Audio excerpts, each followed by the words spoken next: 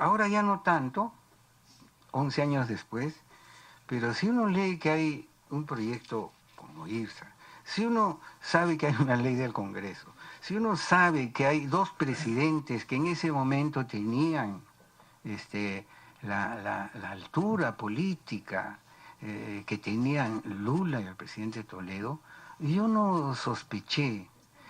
Ahí sí, quizás no incauto, sino esperanzado, quizás ingenuo.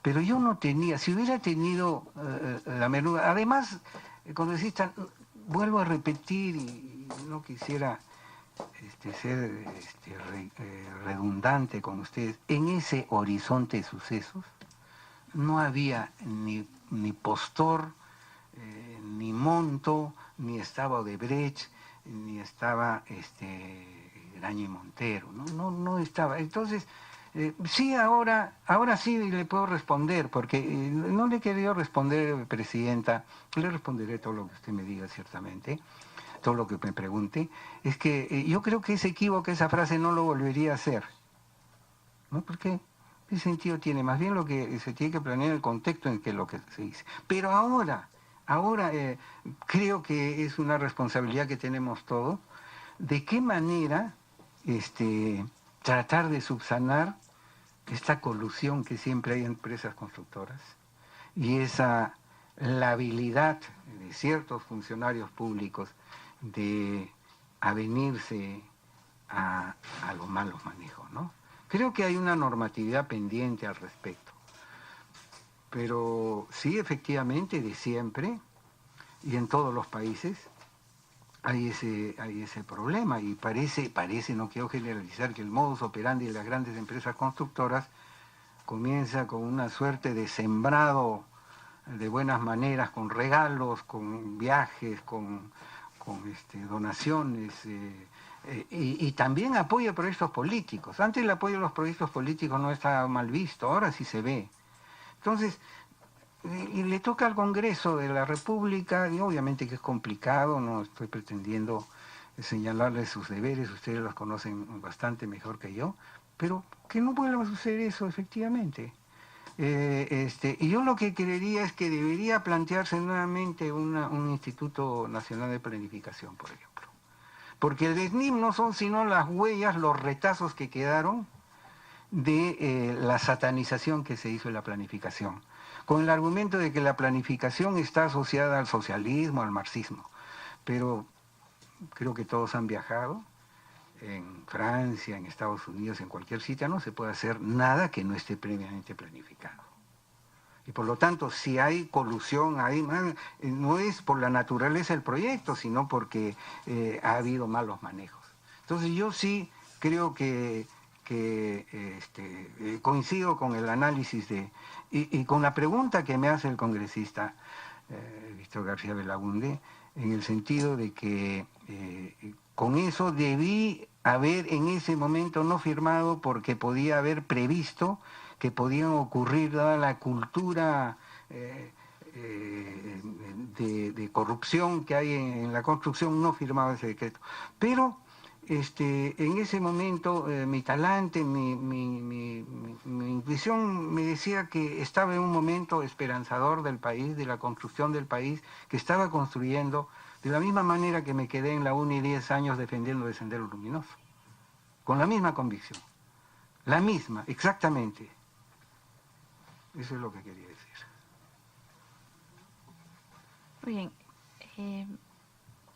Señor Sota Nadal, en diciembre del 2016 usted estuvo en el programa de Jaime de Altaos. Usted declaró que la interoceánica era un proyecto antiguo, así como nos ha relatado el día de hoy, que no se llevaba a la práctica por la oposición de los militares. ¿Por qué se oponían los militares? No creo que esté nada escrito, pero en la UNI el general Marín lleva un curso de defensa nacional. Y los militares que fueron después poder con el golpe militar tenían una reflexión geoestratégica. Yo sí he escuchado, no, o he leído leído, pero creo que más escuchado que leído ambas cosas, que el temor de los militares era que si nosotros hacíamos una carretera con el Brasil, íbamos a ser invadidos. Por lo tanto, esa parte del estamento militar no quería articularnos con el Brasil. Eso es lo que señalé. Yo, cuando estuve en Iñapari, no sé si conocen ustedes, yo crucé a Villa Asís, y como estaba en Baja del Río, simplemente me saqué los zapatos y con otros 2 o 3 técnicos que me acompañaban, crucé. Y ahí había un puesto. Y Villa Asís estaba con adecuado, con todos los servicios. Ahí había un cuartel del ejército brasilero, y paseamos ahí y de repente nos dijeron, pasen. Estaban en una suerte de pachamanca. Nos invitaron a pasar y nos invitaron. Y vi la realidad distinta de Villa Asís con Iñapari. El sistema de agua potable de Iñapari lo daban los brasileros. Y las máquinas para procesar primariamente el jeve era donación brasilera. Entonces, comprenderá que con esos conocimientos yo no tuve la menor duda de que esto tenía que hacerse. Pero en ningún momento planteé ni pensé que a futuro esto iba a dar lugar a esta terrible corrupción y a esta traición al país. No podía saberlo, Presidenta. ¿Cree que entonces los militares podían tener una teoría con respecto a que ahora, conociendo los hechos de corrupción y los proyectos pintados en un mapa que han hecho las empresas brasileras, efectivamente podían darle la razón a los militares y que habría un proyecto geopolítico, además de corrupto, detrás de la forma en la cual penetraron las empresas brasileras al Perú? Bueno, en realidad ahora no soy especialista en relaciones internacionales, pero la posibilidad de un conflicto armado con Brasil son cero, no hay posibilidad alguna, ¿no? Latinoamérica atraviesa por un proceso democrático sólido. Estamos en todos los organismos internacionales, excepto Venezuela. Pero aún Venezuela, a nadie en América Latina se le ocurriría pretender invadirla, ¿no? Entonces esa hipótesis que yo le he planteado son hipótesis durante la etapa del gobierno militar. Antiguas, sí. Sí. No de una invasión física o bélica, una invasión ideológica, una penetración ideológica. Bueno, las penetraciones ideológicas en un mundo global se dan permanentemente, ¿no? Ahora realmente el teléfono celular, el internet... A propósito del comentario que usted hizo, ¿no? Y que como forma parte también de los análisis que hacemos nosotros, era pertinente, dado que usted había expuesto esta tesis hace muy poquito, ¿no? Hace muy poquito, no hace un tiempo, sino hace muy poquito. Usted nos ha dicho que es víctima en este momento. ¿Quién es el victimario? El victimario sería aquel que ha recibido dinero por viabilizar este proyecto, por llevarlo hasta su culminación, y que ha recibido dinero. ¿Quién? No le podría decir. Hay un sospechoso, ciertamente, o varios, ¿no? ¿Quién es? El presidente Toledo. ¿Alguien más? Porque he dicho varios. No, supongo que hay varios, porque no creo que el presidente Toledo haya actuado solo. Por eso lo digo. Correcto. ¿Usted obtuvo algún beneficio por avalar la decisión de exonerar del SNIP la ejecución de la carretera? Nunca en mi vida he recibido beneficio alguno por un acto de vida pública. Yo no llegué al ministerio de manera improvisada, en una trayectoria, digamos, amplia y además una trayectoria probada de orden ético y moral. Nunca, de nadie. Y además no lo permitiría. ¿Alguna interrogante más por parte de los señores miembros de la comisión? ¿Algo más que añadir, señor Sota Nadal, a su participación esta tarde? Presidenta, puede parecer extraño lo que le voy a decir, pero le agradezco esta invitación que se me haya permitido explicar con amplitud y no como en los medios cuando quieren hacer noticia, todo lo que tenía que decir. He respondido con convicción y con respeto al Congreso de la República. Se le agradece entonces por su participación y se lo invita a retirar cuando lo estime pertinente. Bien, Presidenta, con su permiso me retiro entonces. Hasta luego. Hasta luego. Presentación del señor Jorge Alejandro León Ballén para informar sobre su participación como director ejecutivo adjunto de Proinversión durante el proceso de concesión del proyecto Corredor Vial Interoceánico Sur Perú-Brasil, tramos 2, 3 y 4, IRSA Sur. Se suspende brevemente la sesión para recibir al señor Jorge Alejandro León Ballén.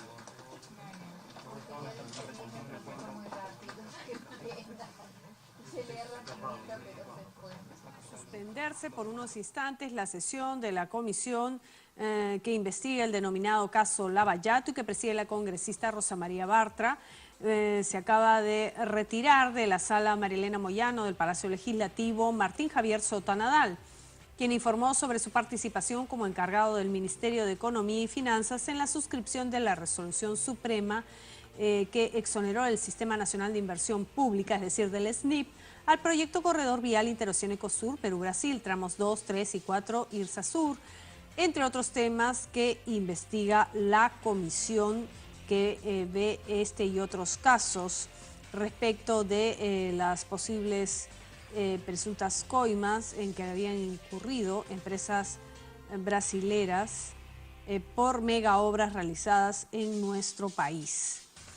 Es importante también destacar que desde las 4:30 el presidente del Congreso, Luis Galarreta, se reúne con la presidenta del Consejo de Ministros, Mercedes Arauz. Los temas, pues la agenda legislativa y la fecha de coordinación de la sesión de investidura. Hacemos este adelanto porque Congreso Televisión estará dando cuenta de las conclusiones de esta reunión. Indicar además que durante su presentación de Sota Nadal dijo que firmó la resolución ministerial como encargado del MEF y que se ajustó a la ley. Esa resolución suprema no exonera el proceso del concurso y asegura que no estaban allí Odebrecht ni Graña y Montero. Referido al decreto supremo para el corredor vial interoceánico Sur Perú-Brasil 2, 3 y 4 IRSA Sur. Javier Sota Nadal también dijo que firmó el dicho decreto supremo convencido de la importancia de su alcance y no hubo presión alguna, ni menos insinuado sobre un acto doloso. Fue un trámite normal, afirmó. Nada que implique presión o irregularidad. Tras los cuestionamientos de los miembros de esta comisión multipartidaria que investiga el denominado caso Lavallato, se le consultó quién le encargó el MEF, a lo que Sota Nadal respondió que no es economista, pero su relación con la economía es de orden académico. Antes, afirmó, le habían encargado otras veces los despachos del MEF, Defensa y de Relaciones Exteriores. Sostuvo que se conversa entre el titular del pliego y el presidente. No obstante, señaló que no recordaba si Pedro Pablo Kuczynski le pidió que asuma la cartera del Ministerio de Economía y Finanzas en ese momento. Dijo que probablemente. Entonces no se sabía cuánto iba a costar la mega obra de la Interoceánica Sur. Cuando se firmó el decreto supremo no había ni $1 de por medio. Así lo señaló. Bien, acaba de ingresar a la sala Marilena Moyano Jorge Alejandro León Ballén, quien va a informar sobre su participación como director ejecutivo adjunto de Proinversión durante el proceso de concesión del proyecto Corredor Vial Interoceánico Sur Perú-Brasil, tramos 2, 3 y 4, IRSA Sur. Sur Perú-Brasil, tramos 2, 3 y 4, IRSA Sur. Procedemos a tomar el juramento de ley.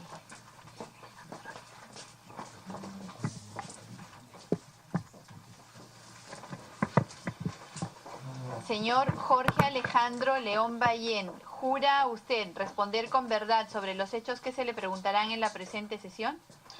Sí, lo juro. Si así lo hiciera, que Dios y la justicia lo premien, de lo contrario ellos se lo demanden. Está juramentado. Muchas gracias.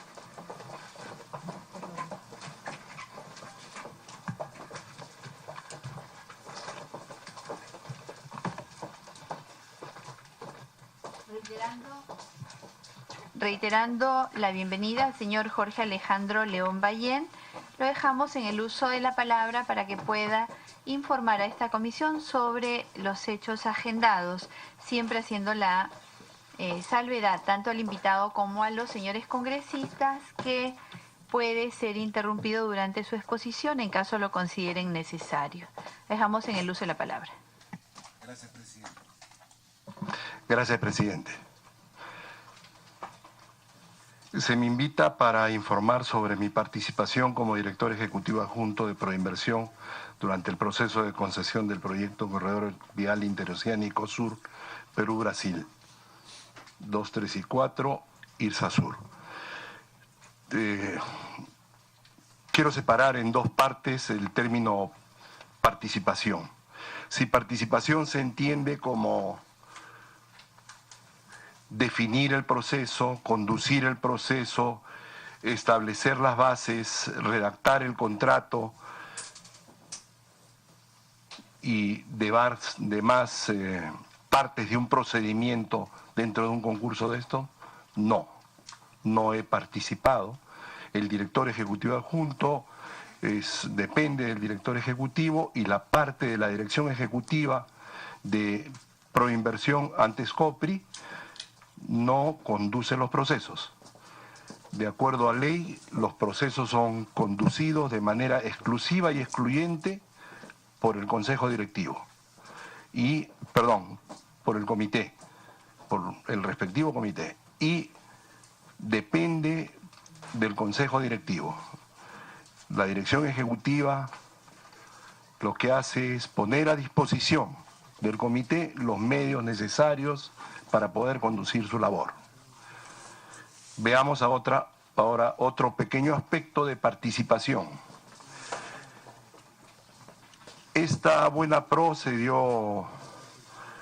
otorgó en la ciudad de Hilo. Había gran expectativa en todo el sur del Perú. Se hizo un estrado en la puerta de la municipalidad de Hilo, en el malecón, y habían miles de personas del sur del Perú esperando esta buena pro. El comité responsable pidió que yo los represente ahí como presidente en sustitución del comité. Yo viajé a Hilo y fui presidente del comité por encargo. Fui apoderado. Vino el sobre número 3, que es el que había que leer, traído por un funcionario de la notaría, me parece Paíno de Lima, que había recibido los sobres número 3 en el evento correspondiente de entrega de los sobres 2 y 3. Y delante de todo el público entregó el sobre cerrado a una notaria de Hilo. La notaria de Hilo invitó a que cualquiera revise que el sobre estaba lacrado y no había sido violado.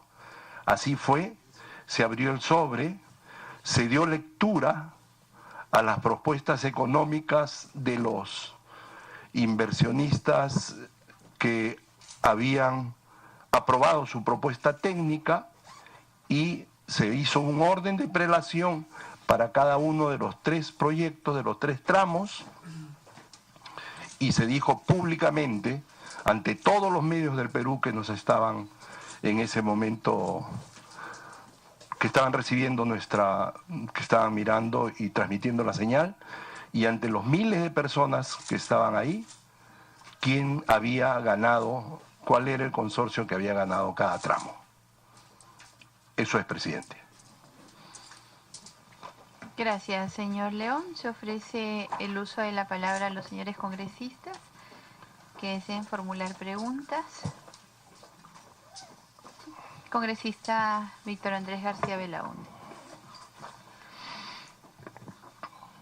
Presidente, pero en el acta de apertura, el sobre número 3, adjudicación de la buena pro del tramo 2, que se hace en el frontis de la Municipalidad Provincial de Hilo, dice acá, se instaló el Comité de Proinversión en proyectos de infraestructura y de servicios públicos representado por los señores Jorge León Ballén, director ejecutivo adjunto, quien actuará en calidad del presidente, y Guillermo Rebagliati Escala, coordinador técnico sectorial del proyecto de corredor vial ultratécnico del sur, Perú-Brasil. O sea, estamos hablando de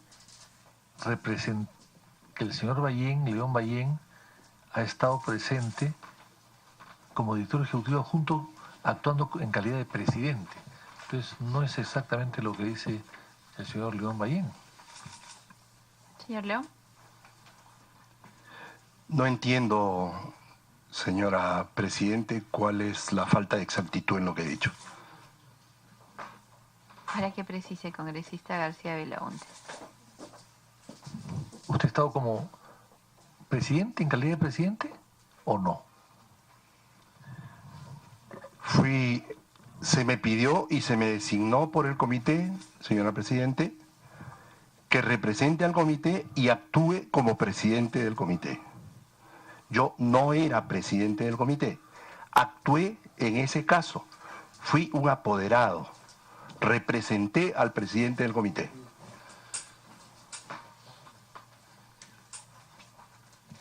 Bueno, entonces no fue una presencia solamente protocolar, sino que actuó como presidente y como director ejecutivo adjunto y actuando como en calidad de presidente. A eso me refiero. Usted actuó, entonces, usted presidió la ceremonia. Yo presidí la ceremonia, señora Presidente. Bueno, a eso me referí en todo caso. Le entendí que había dicho que no había sido tan preciso en eso.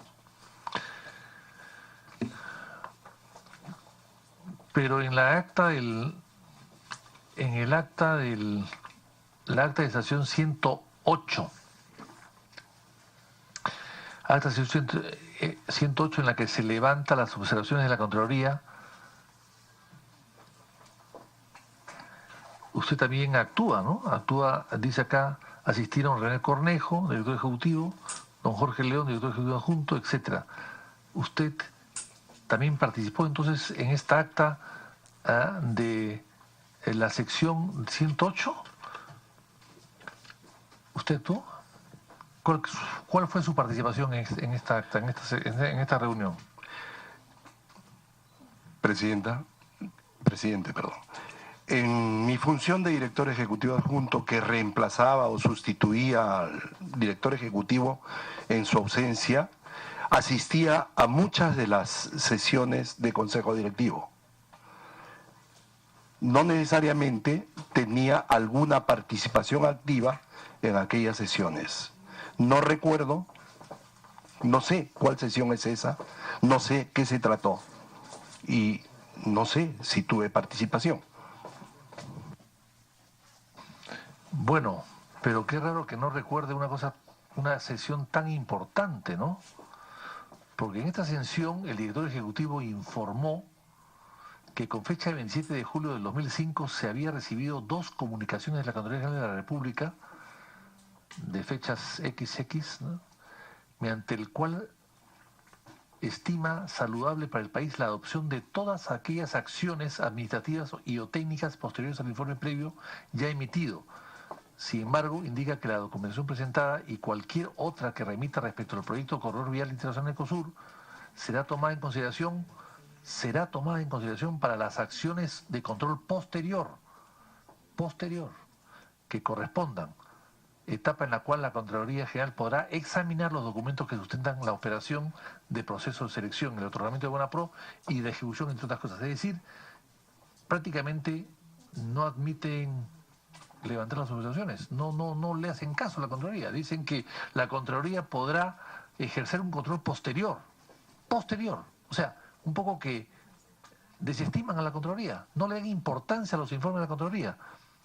Y usted estaba presente, usted fue una de las personas que estuvo presente como director ejecutivo adjunto.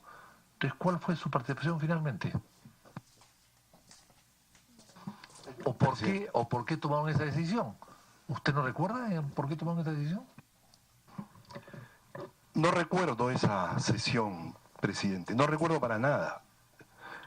Hace mucho tiempo, no obstante, no de lo que lee el congresista, no veo ninguna función que pudiera desempeñar yo, primero.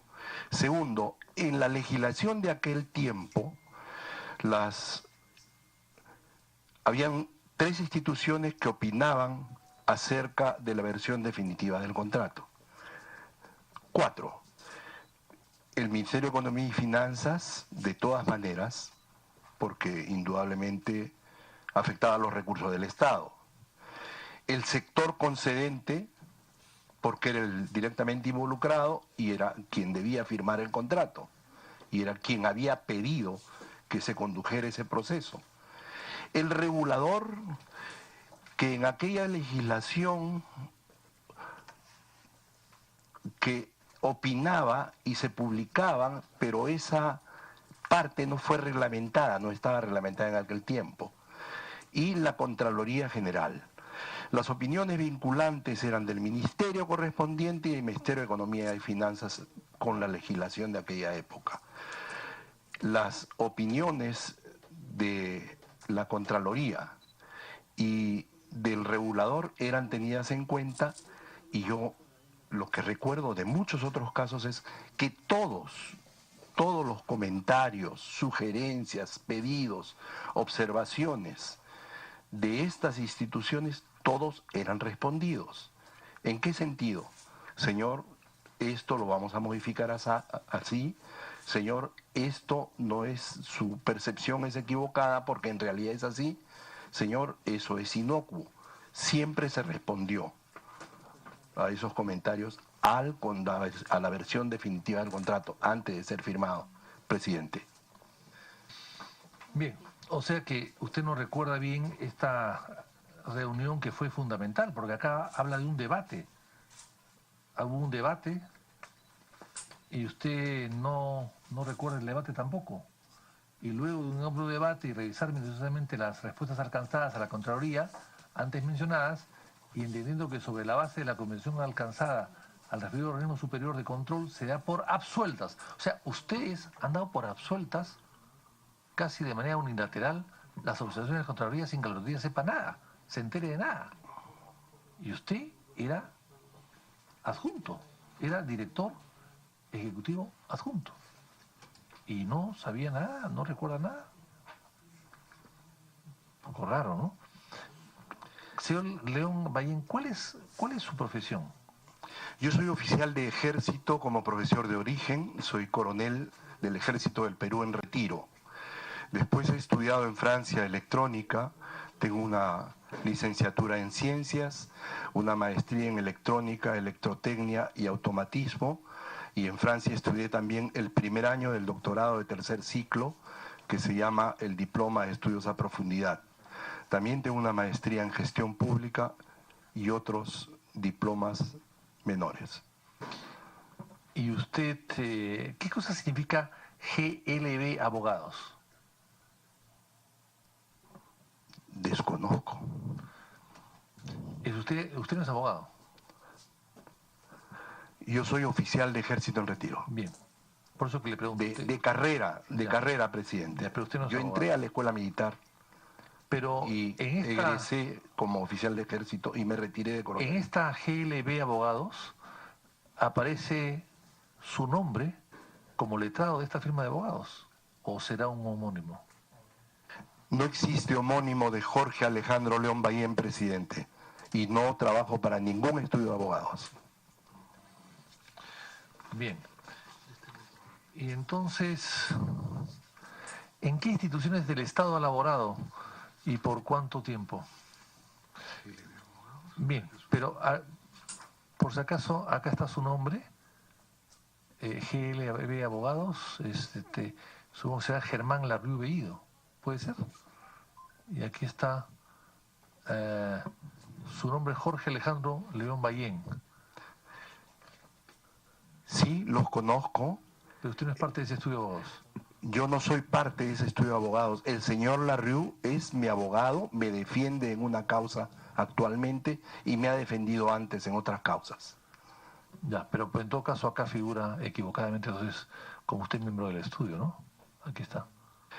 Repito, presidente, no soy miembro del estudio, no soy abogado, nunca he trabajado para ese estudio ni ningún otro estudio de abogados. Bueno, pero acá dice lo siguiente: Jorge Alejandro León Ballén, consultor con más de 14 años de experiencia en la dirección de procesos de Interrumpimos promoción de la inversión privada sesión en de esta COPE comisión y investigadora Proinversión, multipartidaria del considerando aspectos denominado económicos caso Lava Jato, para irnos de inmediato con lo último de la información.